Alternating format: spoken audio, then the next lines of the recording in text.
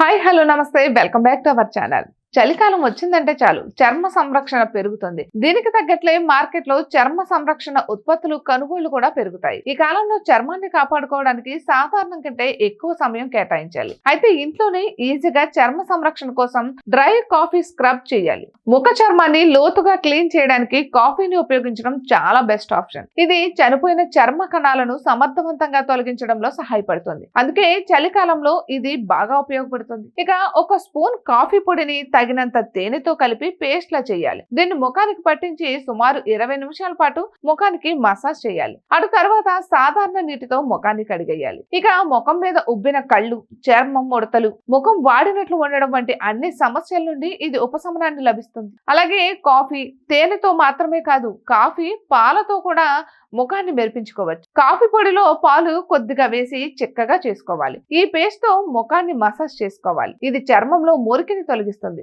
ముఖానికి మెరుపుని అందిస్తుంది. ఇటువంటి మరెన్నో వీడియోస్ కోసం మా ఛానల్ ని సబ్స్క్రైబ్ చేసుకోండి.